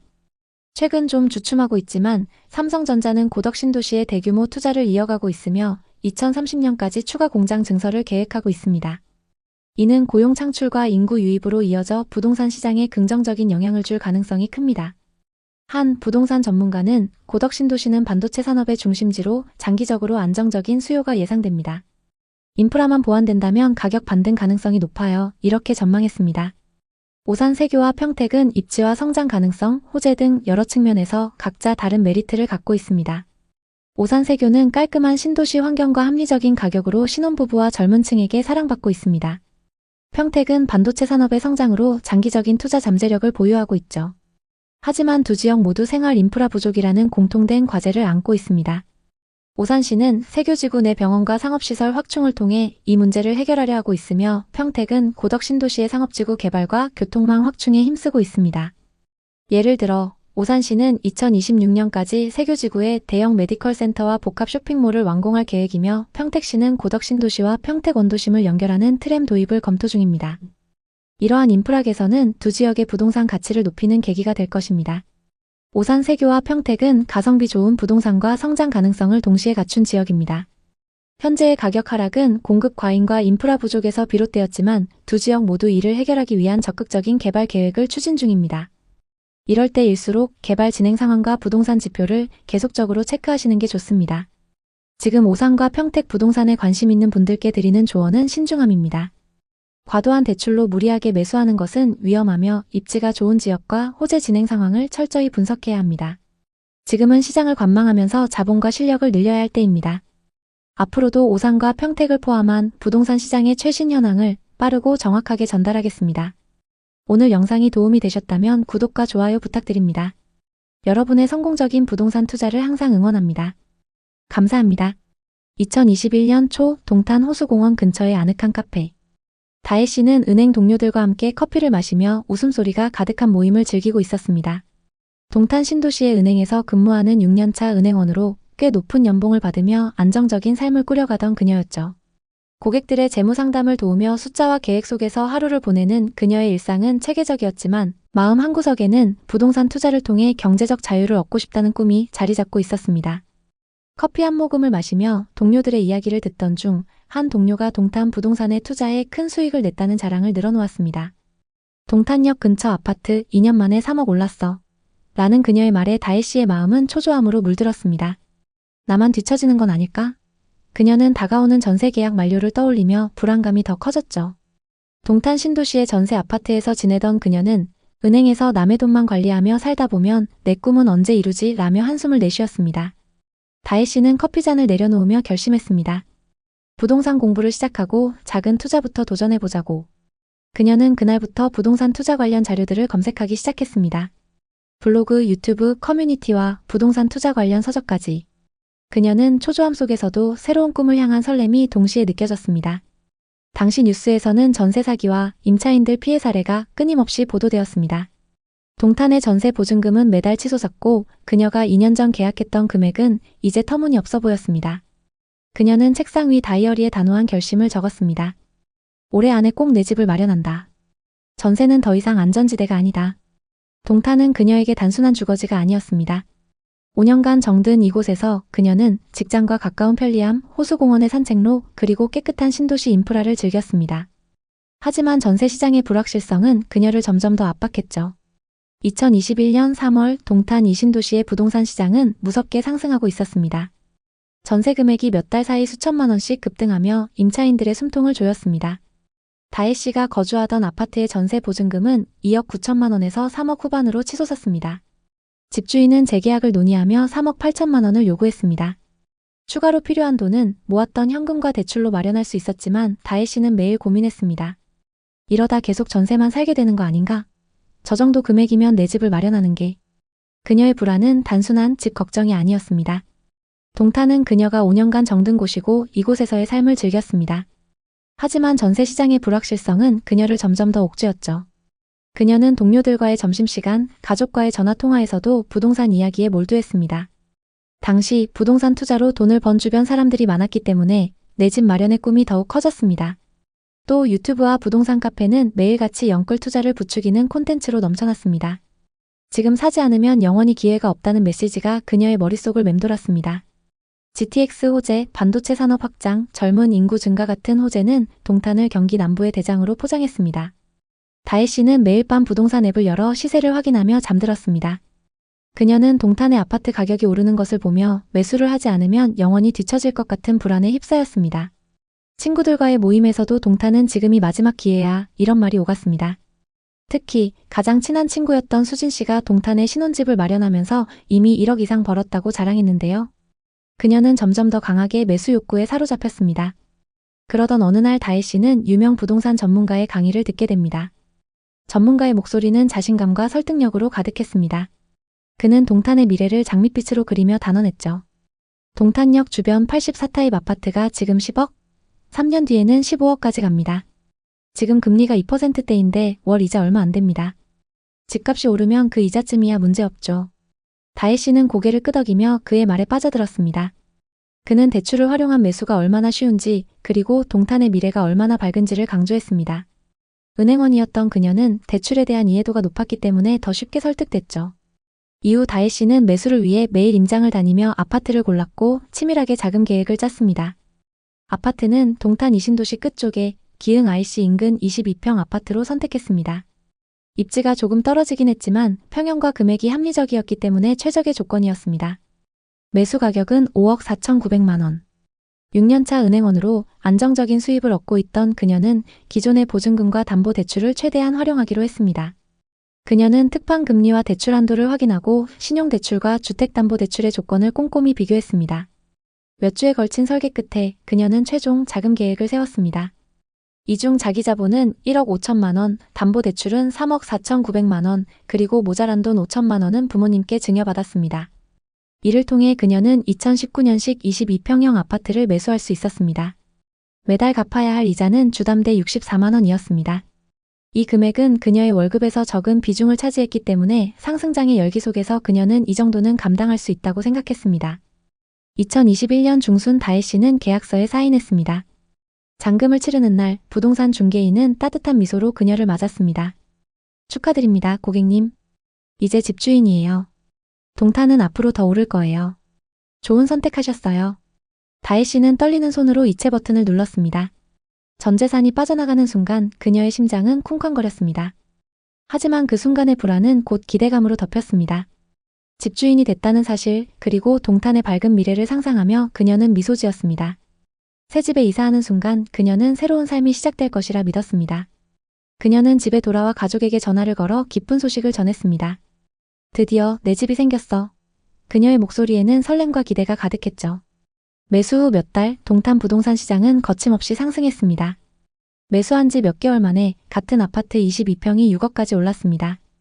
다혜 씨는 올라가는 시세를 볼 때마다 가슴이 뛰었습니다. 내가 5억 4,900만 원에 샀는데 지금 6억이라니. 벌써 5천만 원이나 벌었네. 그녀는 매일 아침 부동산 앱을 열어 시세를 확인했습니다. 같은 단지의 호가가 올라갈 때마다 그녀는 자신의 선택이 옳았음을 확신했죠. 친구들과의 모임에서도 그녀는 부동산 이야기를 꺼내며 미소 지었습니다. 동탄은 진짜 대박이야. 지금 안 사면 후회할 거야. 그녀의 말에는 확신이 가득했습니다. 상승장은 다혜 씨의 소비 패턴도 완전히 바꿨습니다.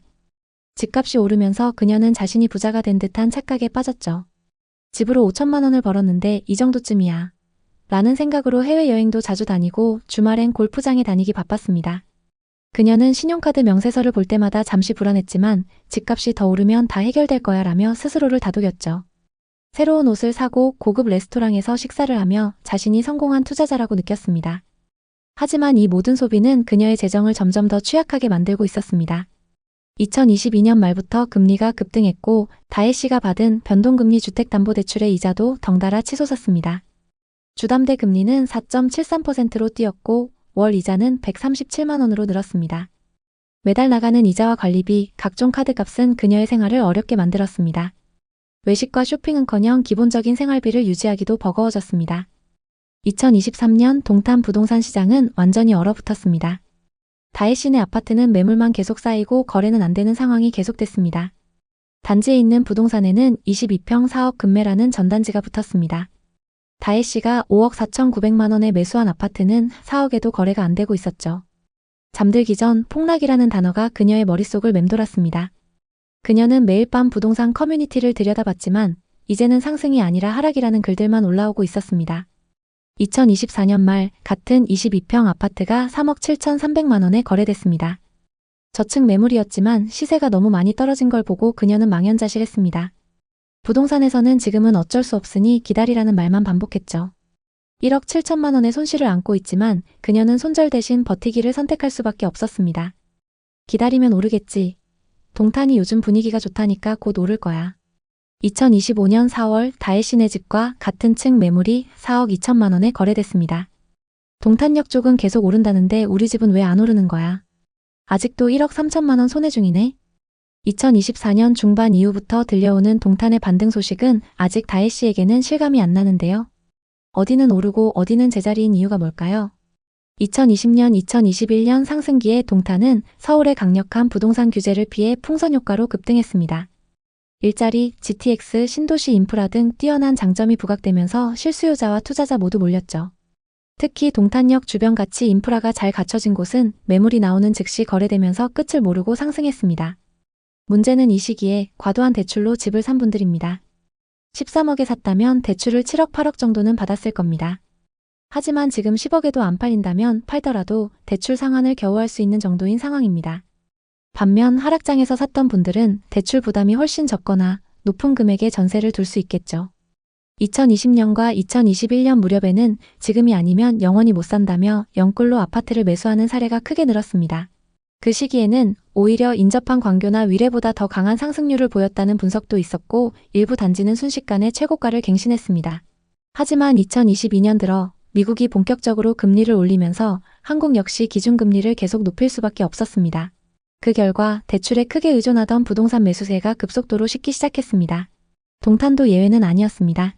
한때 15억 16억 원에 거래되던 아파트가 10억대로 내려오고 매물이 쌓여도 사겠다는 사람이 없었습니다. 이제 동탄도 끝난 것 아니냐는 비관론이 흘러나왔고 실제로 고점 매수자 중에는 이자 부담을 이기지 못해 경매를 당하거나 큰 손실을 본 분들도 많았습니다. 그렇게 얼어붙었던 시장이 최근 들어 다시 반등 조짐을 보이기 시작했습니다. 정부가 여러 가지 규제를 완화했고 세제 개편과 함께 대출 문턱이 낮아진 영향이 컸습니다. 언론에서는 동탄역 인근 아파트가 다시 신고가를 기록했다는 기사를 내보냈는데 이를 본 사람들은 동탄이 다시 살아난다며 기대감을 보이기 시작했습니다. 특히 동탄역 롯데캐슬 전용 84타입이 16억에 거래되었다는 소식이 전해지면서 많은 사람들이 놀라워했습니다. 그렇다고 모든 단지가 똑같이 오른 건 아닙니다. 일각에서는 특수거래에 불과할 수 있으니 과대 해석은 금물이라고 경고하고 있습니다. 과거에도 인위적으로 높은 가격의 계약을 체결한 뒤 해당 거래를 분양 광고 등에 이용하고 나중에 취소하는 사례가 곳곳에서 드러났기 때문입니다.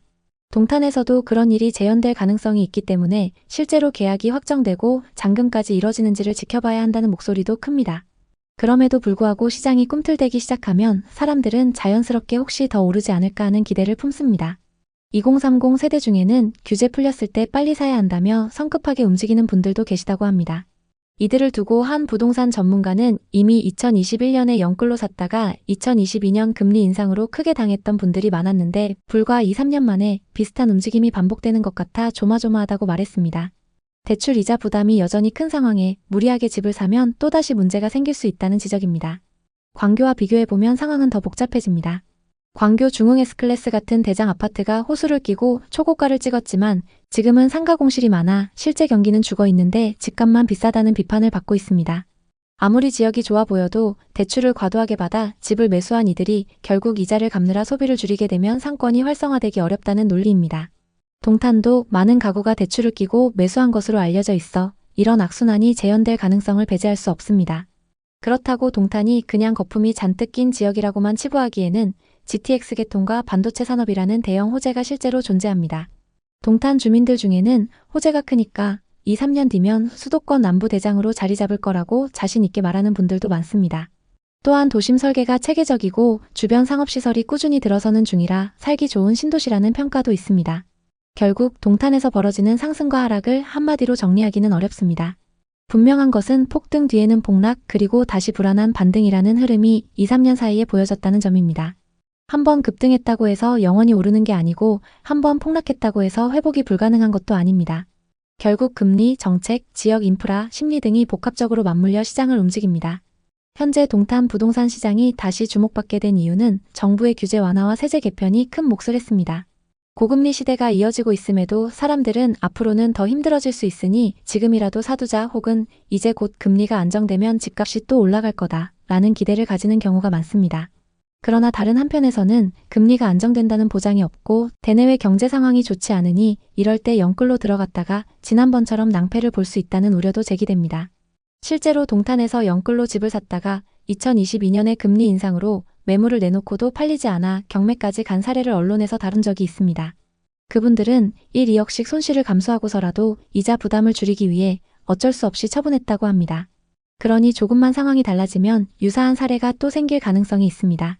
특히 분양을 앞둔 시행사나 건설사에서는 고가 거래 사례를 통해 분양가를 높이려는 의도가 있을 수 있어 실제로 거래가 최종 성사되는지 늘 확인이 필요합니다.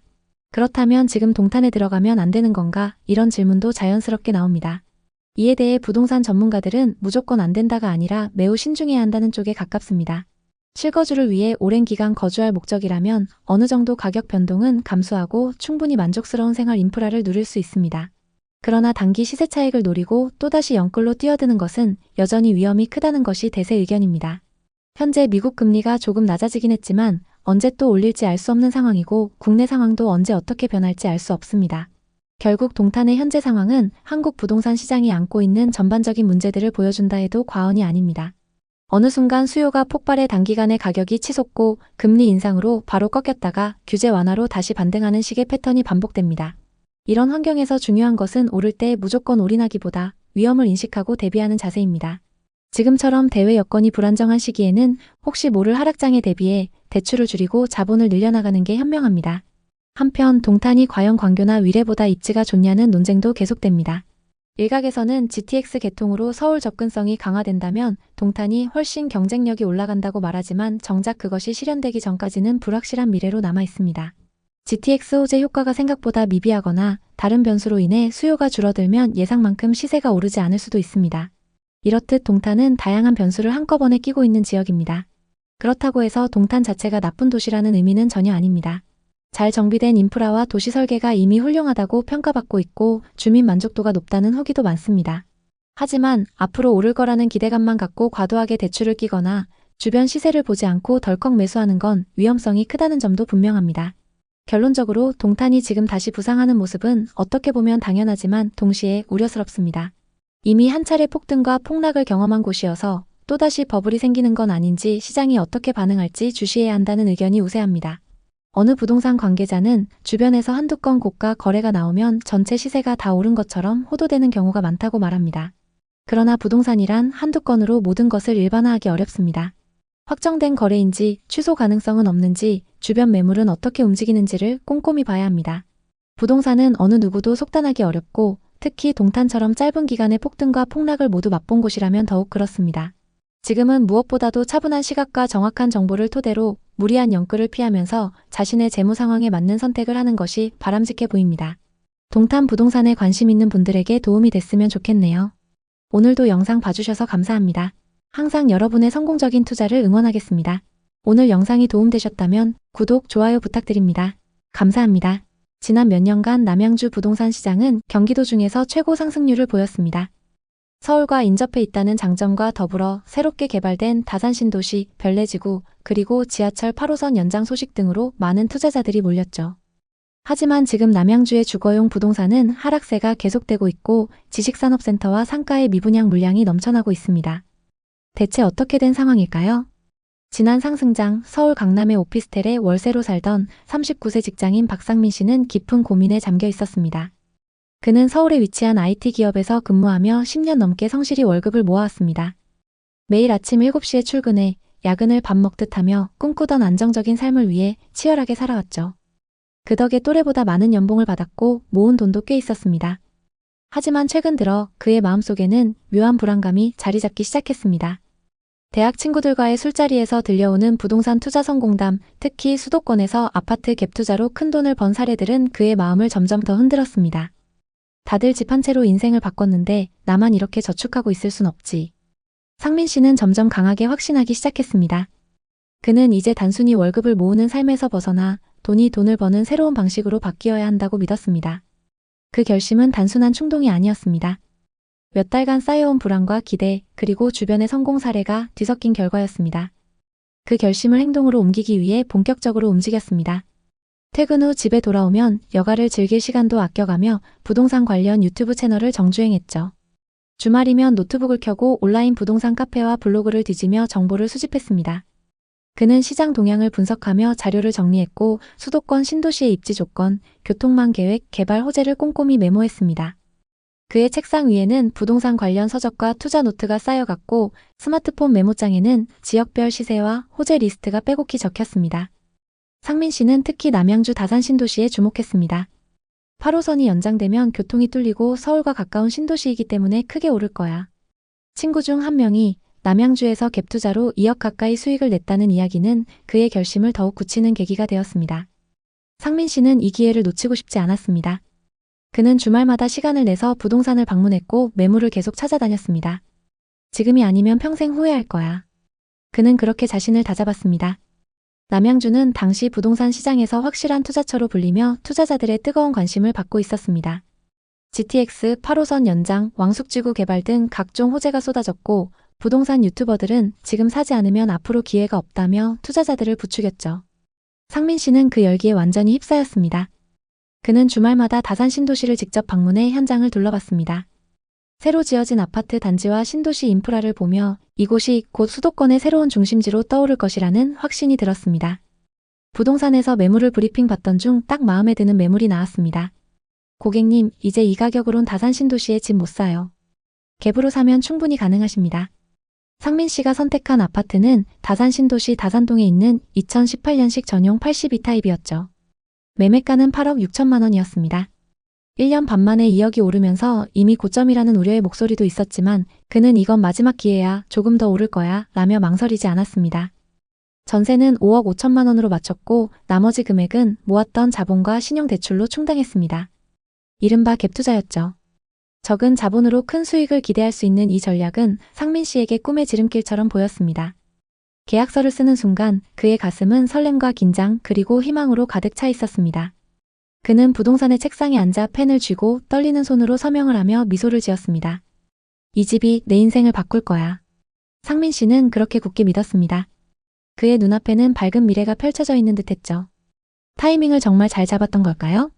계약 후 2달 만에 9억 2천만 원을 돌파했습니다. 상민 씨는 쾌재를 불렀습니다. 2달에 6천만 원 수익이라니. 이 방법을 내가 왜 이제 알았을까? 친구들과의 모임 자리에서 이 소식을 알렸고 다들 너무 부러워했습니다. 상민아, 나도 그쪽 동네에 좋은 매물 있는지 좀 알려줘봐. 다산 신도시로 갈아타야겠네. 친구들에게 투자처와 그 방법을 알려줄 정도가 됐다는 사실에 뿌듯했습니다. 하지만 그 기쁨도 아주 잠시였죠. 2022년 상황은 급변했습니다. 한국은행이 기준금리를 연이어 인상하며 부동산 시장에 찬물을 끼얹었습니다. 상민 씨의 신용대출 이자가 순식간에 2배로 치솟았죠. 하지만 큰 걱정 없었습니다. 담보대출 이자 받은 것도 아니고 몇 천만 원 받은 건데 뭐 괜찮아. 문제는 이 다음부터 발생했습니다. 갭투자로 매수했던 아파트의 시세는 2023년부터 급락했습니다. 8억 6천만 원에 샀던 아파트는 2023년 초 6억 4천만 원에 거래되었습니다. 무려 2억 2천만 원이 증발한 셈이었죠. 상민 씨는 처음엔 그 숫자를 믿을 수 없었습니다.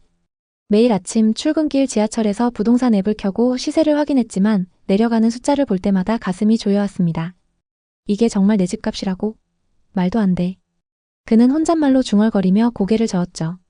설상가상으로 전세 만기가 다가왔습니다. 전세입자는 지금은 더 좋은 매물이 많다며 계약을 연장하지 않겠다고 했습니다. 문제는 전세가가 5억 5천만 원에서 4억 5천만 원으로 뚝 떨어졌다는 점이었습니다. 새 임차인을 구하려면 보증금을 1억 낮춰야 했고 기존 임차인에게 보증금을 돌려주려면 상민 씨의 통장을 탈탈 털어도 모자랐습니다. 결국 그는 고금리 대출에 마이너스 통장, 부모님 돈까지 끌어다 썼습니다. 그때 처음으로 부동산 투자가 이렇게 무서운 거구나 라는 생각이 들었어요. 그럼에도 상민 씨는 아파트를 팔 수 없었습니다. 손실이 너무 컸기 때문이죠. 당시에는 급매로 나온 매물이 넘쳐났고 구매자는커녕 문의조차 드물었습니다. 그는 부동산 중개사와 통화하며 상황을 점검했지만 돌아오는 대답은 늘 비슷했습니다. 지금은 기다려야 할 때예요. 그렇게 기다린 지 2년째 현재 상민 씨는 매달 대출 이자를 내며 버티고 있습니다. 아파트를 처분하지 못했고 실거주로 들어가기에도 여건이 맞지 않았습니다. 그는 이제야 자신을 돌아보게 됐습니다. 한 번쯤은 저도 부동산으로 성공할 줄 알았어요. 다들 그렇게 돈 벌었고 안 하면 뒤처질 것 같았거든요. 그는 부동산 투자를 완전히 포기한 건 아닙니다. 다만 접근 방식이 달라졌죠. 다시 한다면 감당할 수 있는 자금으로 시작할 거예요. 호재나 유튜브 말만 믿지 않고 전세가율, 매물량, 금리 같은 숫자를 먼저 볼 거고요. 2025년 5월 상민 씨 아파트의 동일 평형이 7억 7천만 원에 거래됐습니다. 2023년 하락장일 때보단 많이 회복했죠. 하지만 아직도 1억가량 손실 중입니다. 본전까지 회복하려면 대체 언제까지 기다려야 하는 걸까요? 남양주 부동산 시장은 대규모 택지지구 개발과 지하철 호재를 등에 업고 지난 몇 년간 뜨거웠습니다. 새롭게 개발된 다산신도시, 별내지구, 그리고 지하철 8호선 연장 소식 등으로 많은 투자자들이 몰렸던 곳입니다. 하지만 지금 남양주는 아파트 하락세가 엄청나고 미분양 지식산업센터와 상가가 넘쳐나는 지역이 되어버렸습니다. 대규모 분양들이 한꺼번에 나왔는데 정작 그 물량을 받아줄 매수자가 없어 팔리지 않고 쌓여 있는데요. 급속도로 오르던 부동산에 힘입어 건설사들은 일제히 개발을 진행했습니다. 하지만 정작 일부 지역을 제외하고는 교통 인프라가 좋지 않아서 실제로는 불편해하는 사람들이 많습니다. 부동산 분위기가 급격히 안 좋아지면서 시장에 매물이 쌓이고 투자자들의 발길이 끊기자 가격은 급격히 하락하기 시작했습니다. 입지가 비교적 괜찮다고 하는 단지들도 최근 하락세를 피해가진 못했습니다.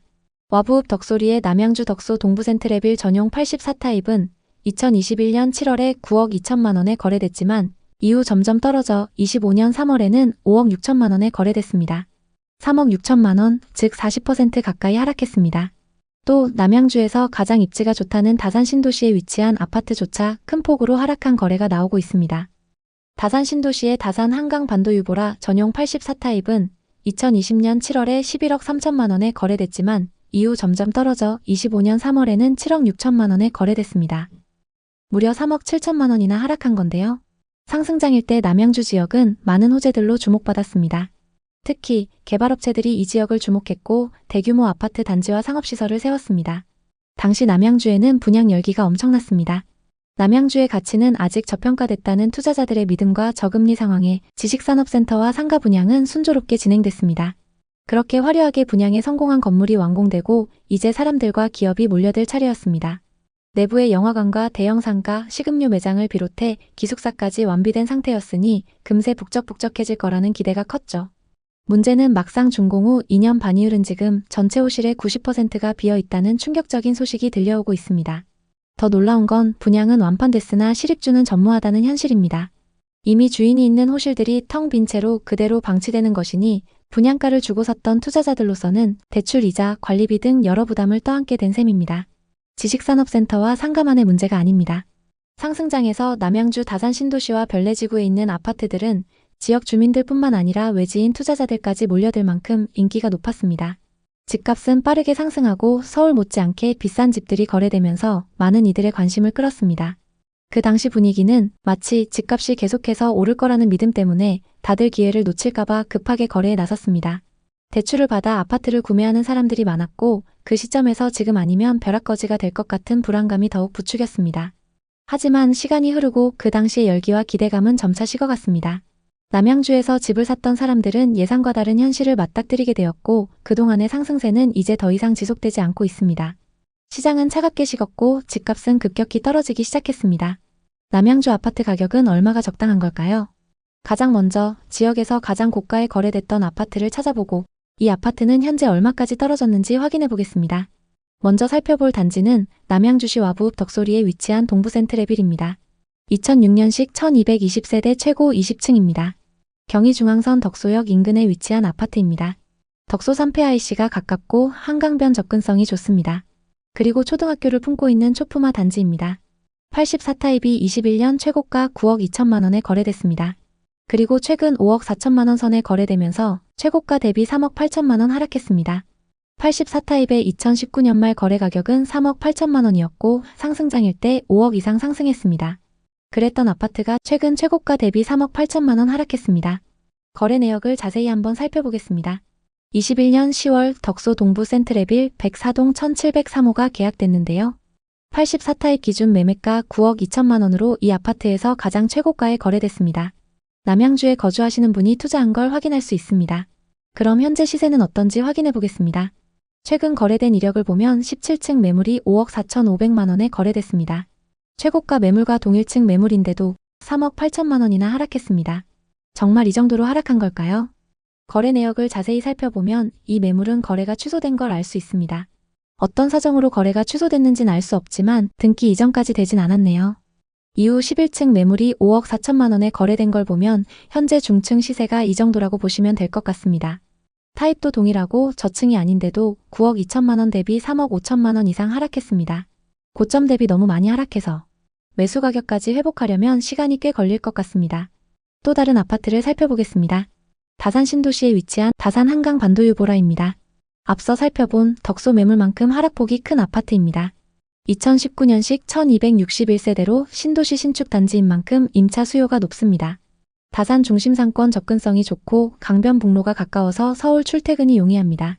왕숙천과 한강공원이 가까워서 생활 인프라도 좋습니다. 22년 다산 한강 반도유보라 7407동 3003호가 계약됐는데요. 84타입 기준 매매가 11억 3천만 원으로 이 아파트에서 가장 최고가에 거래됐습니다.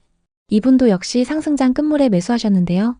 소유자 현황을 보면 남양주에 거주하시는 분이 투자하셨습니다. 그럼 현재 시세는 어떤지 확인해 보겠습니다.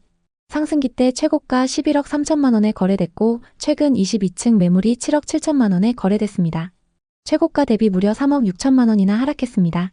이렇게 많이 하락한 게 맞는지 자세히 한번 보겠습니다. 일단 최고가에 거래됐던 이력을 보면 7407동 30층 매물이고 최근 거래된 매물은 22층입니다. 최고가에 거래됐던 매물은 해당 동에서 가장 탑층 매물인데요. 최고가에 거래됐던 매물이 탑층 매물이기 때문에 일반 매물과 비교하기엔 무리가 있습니다. 같은 아파트 단지라고 하더라도 고층 매물과 저층 매물은 가격 차이가 심하게는 몇 억씩 차이 나는 경우가 있습니다. 이 아파트의 경우에도 탑층 매물은 저층 중층 매물에 비해 거래 금액이 높을 수밖에 없습니다. 그래서 여러분이 거래 금액을 비교하실 때는 동호수를 정확히 파악하신 후에 그것과 비슷한 매물하고 비교하시는 게 좋습니다. 최고가 매물이 탑층 매물이긴 하지만 22층이면 고층에 해당하는데도 고점 대비 3억 6천만 원이나 하락한 상황입니다. 현재 시세는 어떤 상황일까요? 지금 매물로 나와 있는 호가를 한번 확인해 보겠습니다. 현재 84타입 탑층 매물의 호가 시세는 11억입니다. 그리고 84타입 저층 매물의 호가 시세는 7억 9천만 원입니다. 탑층과 저층 매물의 시세가 3억 이상 차이 나는 걸 볼 수 있습니다. 그럼 이제 분양권 상태로 거래 중인 단지의 분위기를 살펴보시면 되는데요. 청약 당시 59타입 최고 경쟁률 8대1을 기록했던 남양주의 분양 아파트를 보겠습니다. 도심역 한양수자인 리버파인입니다. 84타입 기준 분양가 6억 6천만 원으로 주변 단지들 대비 비싸게 분양했는데요. 지금 분위기는 어떤지 한번 보겠습니다. 908세대의 이 아파트에는 지금 분양권 매물이 꽤 나와 있습니다. 분양가보다 높게 나와 있는 매물이 대부분인데요. 비인기 매물 중에는 분양가 그대로 나온 것도 있습니다. 84타입 기준 프리미엄이 5천만 원까지 높게 나온 매물도 있습니다. 다산이나 별내지구만큼 좋은 입지는 아니지만 한강변에 역을 끼고 있으면서 주변에 신축 아파트가 없기 때문에 신축 프리미엄이 붙어서 나오고 있습니다. 지금 남양주에는 분양권 매물이 다른 지역에 비해 적은 상황입니다. 특히 아파트 매물은 거의 없는데요. 분위기가 안 좋은 상황에서도 프리미엄이 붙는 이유는 신축 분양 아파트가 적기 때문인 걸로 보입니다. 이 다음 확인하셔야 하는 건 지역 전체의 미분양 매물 현황인데요. 남양주의 상황은 어떤지 살펴보겠습니다. 2020년부터 계속적으로 미분양 매물이 감소하더니 22년에는 거의 남아있지 않았습니다. 2023년 일부 증가하긴 했지만 적정 수준을 유지하고 있습니다. 미분양 매물이 거의 없는 만큼 신축 아파트에 대한 분위기가 다른 지역에 비해 좋은 상황입니다. 다음 보셔야 하는 건 공급 물량입니다. 남양주에서는 2021년, 2022년 수요에 비해 공급이 많았습니다. 그치만 23년부터 신축 아파트 공급이 줄어들었고 향후 몇 년간은 공급이 적게 예정되어 있는데요. 공급이 적은 만큼 신축 아파트가 귀해지는 현상이 나타날 수 있습니다. 그렇게 되면 지금은 더딘 편이지만 가격이 급격하게 상승 전환될 수 있습니다. 앞서 살펴봤던 분양권 시세에 신축 프리미엄이 붙은 이유를 알 수 있을 것 같습니다. 지금 남양주의 전세 매매 가격 지수입니다. 매매 지수를 보면 계속적인 하락을 기록하고 있고 전세 가격 지수는 매매 지수보다는 양호합니다. 매매 가격보다 전세 가격의 증가폭이 눈에 띄게 높습니다. 그래서 현재 하락장에서보다 전세와 매매 가격 차이가 많이 좁혀져 있습니다. 남양주 부동산은 과거의 급등기를 지나 이제는 실수요자 중심의 시장으로 변하고 있습니다. 특히 실거주 목적의 수요가 늘어나면서 거품이 빠지고 있는 상황입니다. 일부 아파트 단지들은 저점을 다지고 있지만 지식산업센터와 상업시설의 공실, 교통 등 여러 요인들이 복합적으로 작용하고 있기 때문에 남양주 부동산 투자를 고려하는 사람들은 신중한 판단이 필요합니다. 남양주 부동산에 관심 있는 분들에게 도움이 됐으면 좋겠네요.